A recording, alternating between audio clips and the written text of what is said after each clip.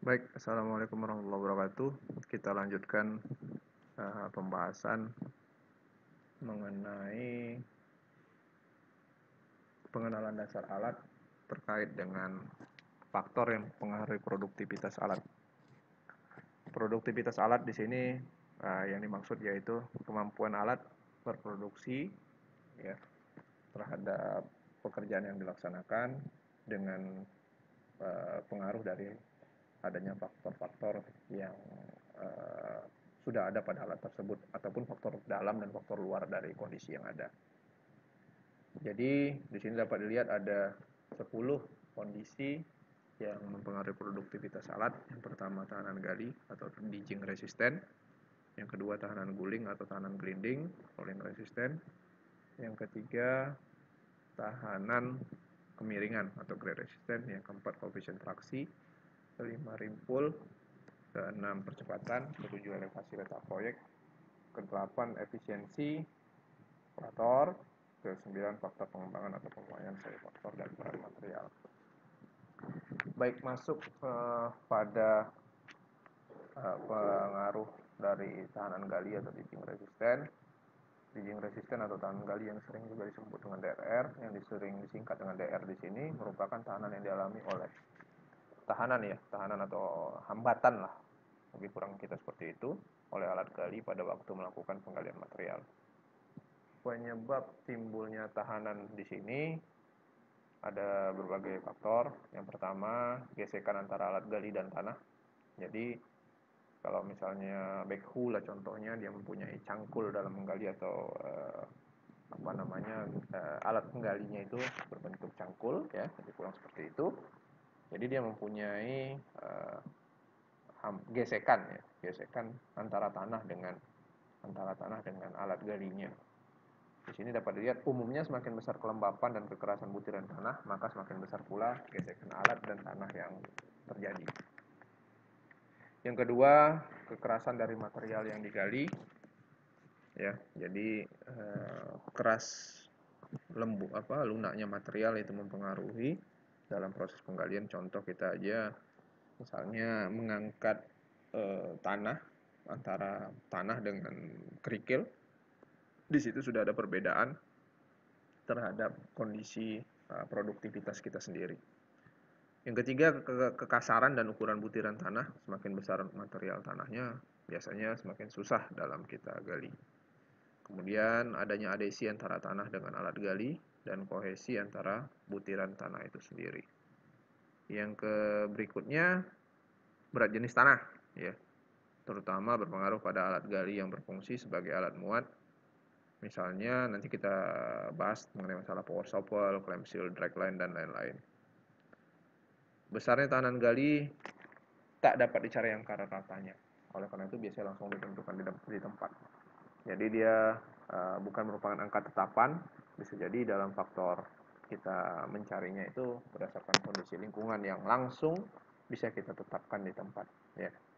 Karena kondisi lingkungan juga sangat besar mempengaruhi dari produktivitas. Yang kedua, tahanan blending atau tahanan guling, yang disebut juga dengan rolling resisten. Tahanan guling atau tahanan blending di sini biasa disingkat dengan rolling resisten atau RR. Merupakan segala gaya-gaya luar yang berlawanan arah ya. Jadi seperti aksi tarik menarik lah ataupun dorong mendorong ya. Sehingga kalau kita di mekanika teknik nilainya sama dengan 0 kalau misalnya aksi dan reaksinya berjalan gitu ya. Jadi segala gaya-gaya luar yang berlawanan arah dengan arah gerak kendaraan yang sedang berjalan di atas suatu jalur ya. Bagian yang mengalami rolling resisten biasanya kalau pada kendaraan yaitu ban ya. Jadi yang mempengaruhi ban. Jadi tahanan guling atau blending ini tergantung pada banyak faktor. Yang mempengaruhi keadaan jalan. Sini dapat dilihat kekerasan dan kemulusan permukaan jalan. Semakin keras dan mulus atau ratanya jalan tersebut, maka tahanan gulingnya semakin kecil. Ya. Yang kedua, keadaan ban yang bersangkutan dan permukaan jalur jalan. Jadi ban itu jika kita menggunakan ban karet, maka yang berpengaruh adalah ukuran, tekanan, dan permukaan dari ban alat yang kita gunakan. Apakah ban luar masih baru, sudah gundul? Nah, itu mempengaruhi. Jadi kita misalnya menggunakan ban baru dengan kembangannya kan masih tebal, kembangan atau bunga bannya. Maka itu bisa mempengaruhi gesekan antara ban dengan jalan atau permukaan. Kalau sudah gundul maka tingkat slippery-nya ataupun tingkat kelicinannya semakin lebih besar. Ya, itu kondisinya. Maka jika menggunakan roda crawler itu roda rantai ya. Roda rantai itu memang mempengaruhi besar terhadap kondisi jalan. Ini dapat dilihat jalur jalan yang dibuat, contoh ya, jalur jalan yang dibuat dari perkerasan tanah dilewati oleh truk dengan tekanan bannya 35 sampai 50 pounds. Diperkirakan roda tersebut memiliki tahanan guling atau rolling resistance sebesar 100 pounds per ton. Jika berat kendaraan dan isinya 20 ton, hitung besarnya kekuatan tarik yang diperlukan oleh mesin itu pada roda kendaraan. Jadi yang dilihat ini kekuatan mesin ya. Jadi masing-masing kendaraan itu mempunyai kekuatan mesin sesuai dengan beban angkutnya nantinya. Ya, itu pun berdasarkan produksi dari si perusahaan, ya, produksi dari perusahaan. Di sini dapat dilihat rimpul ya, rimpul ataupun nilai dari kekuatan mesin yang dibutuhkan sama dengan rumusannya berat kendaraan kalikan rolling resistance. Berat kendaraan yang tadi kita ketahui 20 ton ya, isi 20 ton. Kemudian rolling resistance atau tahanan gulingnya atau tahanan gelindingnya 100 pounds per ton. Totalnya itu 2000 pounds. Jadi kalau kita mau mencari kendaraan untuk kegiatan yang besarannya 100 pounds dan isinya 20 ton, maka kita gunakan kendaraan yang lebih dari 2000 pounds. Mesinnya ya, mesinnya. Pada prakteknya menentukan rolling resistance itu sangat sukar atau sulit dilakukan sebab dipengaruhi oleh ukuran dan tekanan ban serta kecepatan kendaraan untuk perhitungan praktis. Maka untuk perhitungan praktisnya rolling resistance ini sudah ada penampilan yang kita gunakan nilai RR itu berdasarkan koefisien rolling resistance. Jadi nilai RR itu sama dengan koefisien rolling resistance dikalikan berat kendaraan beroda. Ya. Sini untuk CRR-nya, koefisien rollingnya dapat dilihat di sini yaitu berdasarkan jenis permukaan jalan berapa nilai RR yang mempengaruhi. Contoh, beton yang kasar dan kering, crawlernya tidak terhitung, tapi kalau roda karet kita menghitung, yaitu 2% untuk nilai RR-nya, ya koefisien rolling resistance-nya. Begitu juga untuk perkerasan kayu, di sini dapat dilihat roda karet itu 3%, sedangkan roda crawler 3%. Jadi nilai rolling resistance-nya bisa kita hitung. Ini CRR ya, ini CRR 3% dan 3%. Jadi ini nanti akan dikalikan dengan nilai RR, maka koefisien rolling resistance-nya dikalikan berat kendaraan beroda. Kemudian yang mempengaruhinya berikutnya yaitu tahanan kemiringan atau grade resistance. Ya. Grade resistance adalah besarnya gaya berat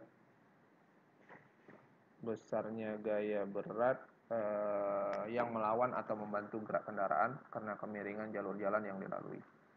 Jika jalur jalan itu naik, disebut kemiringan positif. Jadi kalau misalnya kendaraan ini menanjak ya, mendaki, posisinya itu grade-nya grade positif, grade resistance-nya. Sedangkan jika dia turun, ya, grade resistance-nya grade resistance negatif. Tahanan kemiringan tergantung pada dua faktor, yaitu dapat dilihat ada dua, besarnya kemiringan dinyatakan dalam persen, kemudian berat kendaraan itu sendiri dinyatakan dalam satuannya gross ton, ya, satuannya satuan berat gross ton.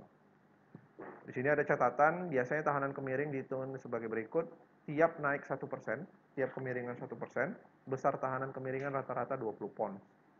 Begitu selanjutnya, kalau misal 2% berarti 20 pounds. Dari besarnya kekuatan tarik mesin, ya. Jadi biasanya kekuatan kalau pekerjaan yang grade resistance-nya positif atau pendakian itu kita membutuhkan kekuatan mesin yang lebih besar. Besarnya dihitung untuk tiap gross ton, berat kendaraan beserta isinya. Selanjutnya koefisien traksi, ya. Koefisien traksi di sini yaitu faktor yang menunjukkan berapa bagian dari seluruh kendaraan itu pada ban yang dapat dipakai untuk menarik atau mendorong. Jadi koefisien traksi merupakan faktor di mana jumlah berat kendaraan pada ban penggerak, ya, jumlah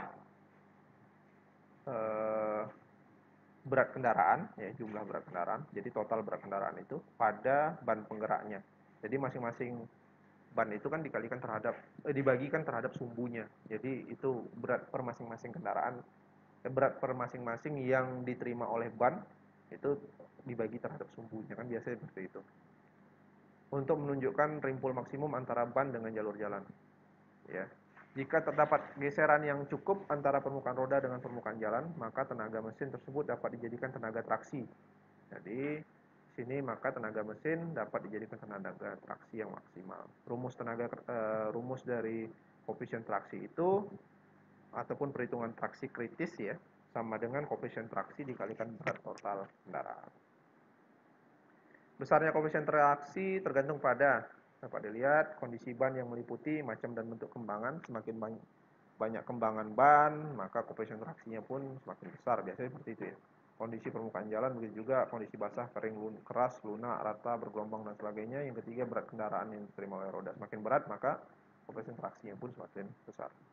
Menurut pengalamannya, besarnya koefisien traksi pada macam-macam keadaan jalan, seperti pada tabel 42 dapat dilihat ini. Jadi dia mempunyai variasi terhadap nilai yang akan diambil, itu khususnya pada ban karet ya. Kalau ban crawler atau ban roda rantai, dia sudah nilai tetapan. Dapat dilihat di sini contoh lempung kering 0,5 sampai 0,7, sedangkan untuk roda crawler atau roda rantai itu 0,9. Jadi boleh kita menggunakan 0,6, 0,55 misalnya seperti itu. Kemudian jumlah berat kendaraan yang diterima oleh roda kendaraan sama dengan 8.000 pounds. Berdasarkan percobaan diketahui bila hanya tersedia rimpul seberat 4.800 pounds, maka roda akan slip. Hitunglah CT-nya atau koefisien traksinya. Maka jika rimpul yang tersedia besarnya 4.800 pounds, ya, lebih besar pula kondisi dari beban yang diterima, maka di sini dapat dilihat berapa koefisien traksinya sama dengan koefisien traksi tinggal dijadi pembagi, yaitu berat rimpul per berat total alat. Totalnya sama dengan 0,6. Kemudian rimpul, ya, kita bercerita tentang masalah daya kekuatan tarik dari mesin, ya. Jadi kekuatan tariknya dapat kita hitung berapa kebutuhannya. Rimpul adalah besarnya kekuatan tarik yang dapat diberikan oleh mesin atau ban penggerak yang menyentuh permukaan jalur jalan dari suatu kendaraan. Rimpul satuannya biasanya kilogram atau pounds. LBS itu merupakan nilai pounds.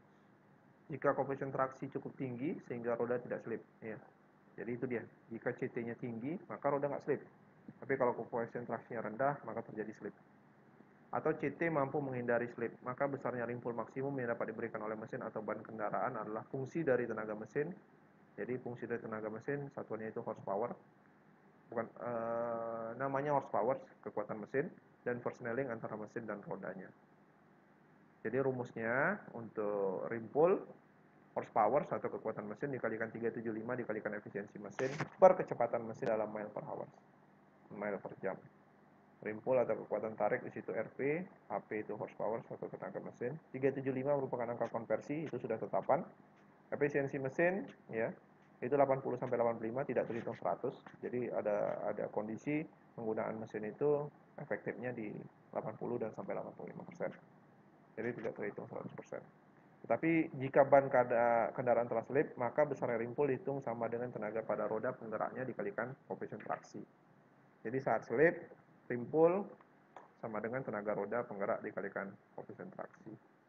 Contohnya ini, traktor dengan kekuatan 160 horsepower menggunakan roda karet berjalan pada gigi 1 dengan kecepatan 3,6 mile per hour atau sama dengan mil per jam. Hitunglah rimpul maksimum yang dapat diberikan oleh roda itu. Jadi untuk mencarinya, rumus rimpulnya sama dengan horsepower dikalikan 375 dikalikan efisiensi mesin per kecepatan. 160 dikalikan 375 dikalikan 0,8 per 3,6. Maka rimpulnya sama dengan 13.500. Berarti kondisi kekuatan tariknya kalau untuk kondisi seperti ini 13.500, maka kita kita menyarankan untuk menggunakan kendaraan yang di atas 13.500 pounds. Rimpul tergantung pada horsepower dan kecepatan gerak dari alat berat tersebut. Biasanya pabrik telah memberikan pedoman tentang berapa besar kecepatan maksimum. Ini ada di tabel 43 kecepatan maksimum pada masing-masing persneling. Dapat dilihat persneling pertama sampai ke 6. Ya. Untuk roda karet itu biasanya hanya sampai 5, tetapi untuk crawler sampai persneling 6, atau gigi lah, gigi tarik kita, gigi tarik 1, 2 sampai 6. Dapat dilihat untuk ban karet di sini di gigi 1 kecepatan maksimalnya 3,25 sampai 33,86, tetapi kekuatan tariknya sini sedikit berbeda. Untuk memulai itu 1,73 sampai 6,285. Setelah itu di gigi 3 kekuatan tarik beban tariknya menjadi lebih kecil. Berbeda dengan crawler di gigi 1 sudah besar sampai dia terus berjalan dengan kecepatan yang ada, semakin besar kecepatannya, kebutuhan dari kekuatan tariknya 5,579 pounds. Ya, itu kondisinya. 5.579 pounds. Kemudian percepatan, ya, percepatan atau akselerasi. Percepatan atau akselerasi.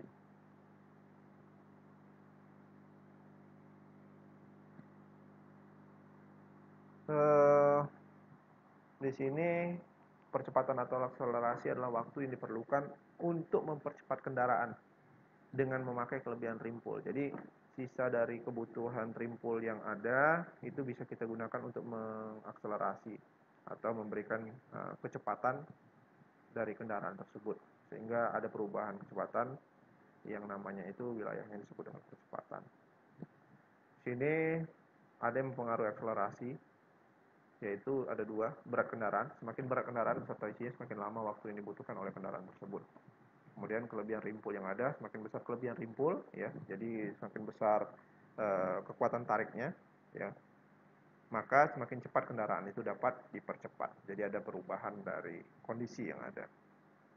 Percepatan tak mungkin dihitung secara tepat, tapi dapat diperkirakan memakai rumus hukum Newton. Ya, ini sering kita lihat hukum Newton, F sama dengan W kali A per G. F di situ kelebihan rimpul, W itu merupakan berat kendaraan, dikalikan A percepatan per G gravitasi. Ataupun untuk percepatan sendiri, kelebihan rimpul dikalikan gravitasi per berat. Ya, satuannya seperti itu. Contohnya, suatu alat berat dengan bobot 1 ton atau 2000 pounds mempunyai kelebihan rimpul sebesar 10 pounds. Jika kelebihan rimpul tersebut digunakan untuk menambah kecepatan, berapakah percepatan maksimum yang dapat dihasilkan? Rumusannya untuk percepatan tadi, F kali G per W. 10 pounds dikalikan 32,2 merupakan gravitasi per 2000 pounds. Maka untuk perubahan dari satuan, kalau kita menggunakan mile per hour per detik, 0,11. Sini dapat kita lihat catatan 1 mil itu sama dengan 1,61 km atau 1610 meter. 1 fitnya 0,3. Jadi untuk dalam 1 menit itu 0,11 dikalikan 60, totalnya 6,6 mile per hour. Biasanya untuk perhitungan kecepatan digunakan dengan cara tidak langsung, yaitu dengan menghitung kecepatan rata-ratanya. Kecepatan rata-rata di sini sama dengan kecepatan maksimum dikalikan faktor kecepatan. Faktor kecepatan dipengaruhi oleh jarak yang ditempuh, ya. Semakin jauh jarak yang ditempuh, tanpa memperhatikan bagaimana kondisi jalur jalan yang ditempuh, semakin jauh jalan yang ditempuh, berarti semakin besar pula faktor kecepatannya.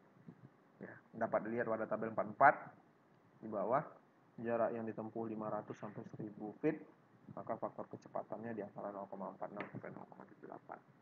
Itu dia, ya, sampai ke bawah. Elevasi letak proyek. Elevasi berpengaruh terhadap hasil kerja mesin, karena kerja mesin dipengaruhi oleh tekanan dan temperatur udara luar. Jadi di sini dapat dilihat setiap kenaikan 1000 feet di atas 3000 feet dari permukaan laut, ya, satuannya mdpl, meter di atas permukaan laut, atau ketinggian lebih kurang seperti itu kalau ini menggunakan feet permukaan laut, tidak akan berpengaruh pada mesin-mesin 4 tak. Tetapi untuk selanjutnya, setiap kenaikan 1000 feet kedua, ya, jadi 1000 feet yang pertama tadi, setelah di atas 3000 feet itu tidak ada berpengaruh, tapi 1000 feet kedua itu berpengaruh. Pengurangannya yaitu 3%, lebih kurang 3%. Sedangkan pada mesin 2 tak, kemerosotannya sama prosesnya, 1000 feet kedua itu dia 1% pada penambahan ketinggian 1000 feet.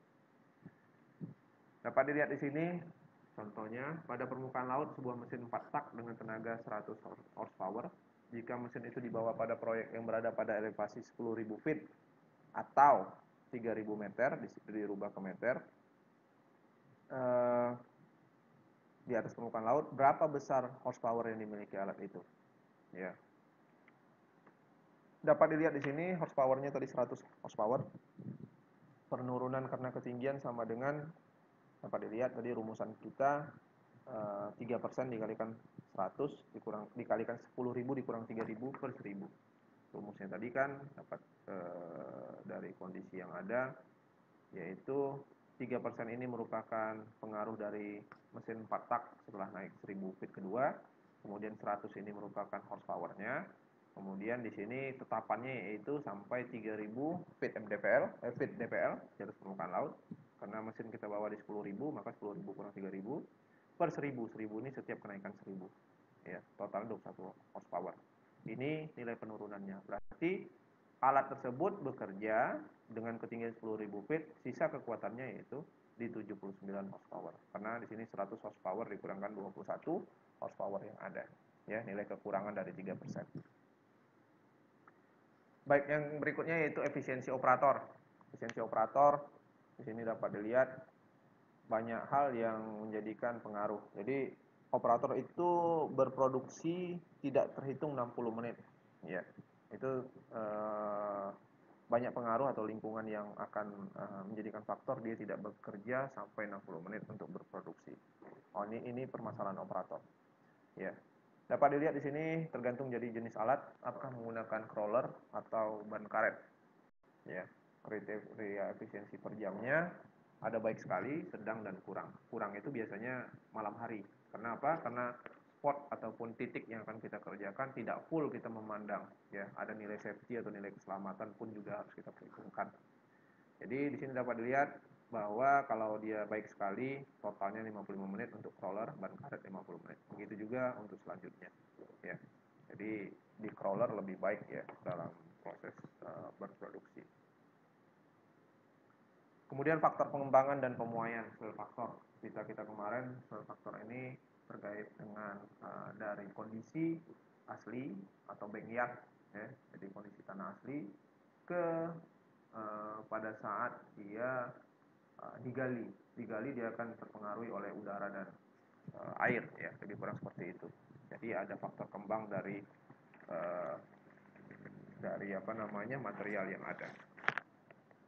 Ini merupakan kondisi di mana yang harus kita perhatikan. Kemudian ini dia kapasitasnya. Jadi dalam proses pengembangan tersebut ada dua kondisi kapasitas dalam pekerjaan, ada namanya kapasitas peres dan ada kapasitas mengunjung. Kapasitas peres yaitu kapasitas di mana material yang kita gali kita masukkan ke dalam dump truck misalnya, itu kita padatkan di dalam bak dump trucknya. Sedangkan kapasitas munjung yaitu tidak ada pengaruh terhadap pemadatan. Dalam arti kata tidak ada pengaruh terhadap pemadatan, pada saat itu kita gali lalu kita letakkan ke dalam bak dump truck, ya, tanpa ada pemadatan dibiarkan saja, tapi dia seperti menggunung seperti ini, ya. Itu mengenai masalah kapasitas munjung. Baik, di sini ada angka penyusutan terhadap pemuaian tanah, ya. Dapat dilihat ada kondisi tanah ABC dan ada kondisi tanah yang akan dikerjakan. Jadi ada dua variabel kondisi, yaitu kondisi tanah semula. Kondisi tanah semulanya apa yang di awal kita dapatkan? Misal keterangannya di sini A itu tanah asli, B tanah lepas, C tanah padat. Kalau misalnya kita dari kuari yang ada itu bentuknya tanah lepas, berarti B, ya. B, kondisi tanah yang akan kita kerjakan misalnya akan kita kerjakan dalam kondisi pemadatan. Maka dari B kita tarik garis kemari, kita ambil tanah padat yaitu 0,86. Jadi sedikit faktornya atau faktor susutnya atau angka pemuaian atau penyusutannya yaitu sekitar 0,86. Begitu juga untuk yang lain.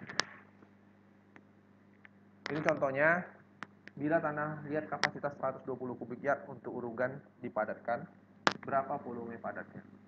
Jawabnya di sini volume padat sama dengan volume asli dikalikan 0,9. Ya, volume aslinya 120 kubik yard, ya. Sedangkan volume dari kapasitas faktornya tadi yaitu tanah liat, ya. Tanah liat dari urugan dan dipadatkan, ya. Urugan berarti tanah uruk itu kondisinya lepas, ya. Ya, kita tanah liat. Oh ya, tanah asli yang dipadatkan ya. Tanah asli yang dipadatkan berarti tanah liat A ini kondisinya mau dipadatkan tanah padat, maka nilai koefisiennya 0,9. Begitu selanjutnya. Baik, kemudian ada berat material. Berat material yang diangkut oleh alat angkut dapat berpengaruh pada kecepatan kendaraan dengan SP yang dimilikinya. Yang kedua, membatasi kemampuan kendaraan untuk membatasi tahanan kemiringan dan tahanan guling dari jalur jalan yang dilalui. Yang ketiga, membatasi volume material yang diangkut. Ya. Oleh sebab itu, berat jenis material harus diperhitungkan pengaruhnya terhadap kapasitas alat muat maupun alat angkut. Bobot isi dan faktor pengembang dari berbagai material terdapat pada tabel 47. Ini dia, ada dua kondisi varian tanah, ada tanah asli, kemudian ada tanah lepas. Jadi dapat dilihat berat jenisnya masing-masing. Kemudian permasalahan alat penggerak. Tadi saya sudah bercerita tentang roda karet dan roda crawler. Roda karet itu ini dia contohnya, dan roda crawler yaitu roda rantai. Masing-masing mempunyai perbedaan. Roda ban karet digunakan pada permukaan yang baik, misalnya beton. Roda crawler digunakan pada bermacam-macam jenis permukaan. Bisa juga kita menggunakan dua-duanya pada kondisi yang sama, tetapi pasti mempunyai kekurangan dan lain-lain. Kalau misalnya roda karet kita gunakan di lumpur, produktivitasnya pun semakin lebih kecil karena pengaruh lumpurnya. Kalau kita gunakan roda crawler, karena sini kapasitas dari bukaan dari kembangan rodanya menggunakan rantai, maka kekuatannya pun untuk bekerja semakin lebih besar. Kemudian bekerja baik pada permukaan menurun dan datar, ya, dan dapat kalau untuk roda crawler dapat bekerja pada berbagai permukaan. Untuk kondisi cuaca yang basah dapat menyebabkan slip, ya untuk roda karet dapat bekerja pada tanah yang basah dan berlumpur. Kemudian untuk jarak tempuh, kalau roda karet itu panjang ya, jauh. Kalau untuk jarak tempuh yang crawler pendek. Kemudian untuk roda karet dipakai untuk mengatasi tanah lepas. Kemudian untuk roda crawler dapat dipakai untuk mengatasi tanah keras. Ya, jadi kondisi lepas atau loose itu lebih mudah untuk roda karet, sedangkan roda crawler tanah keras pun bisa berjalan.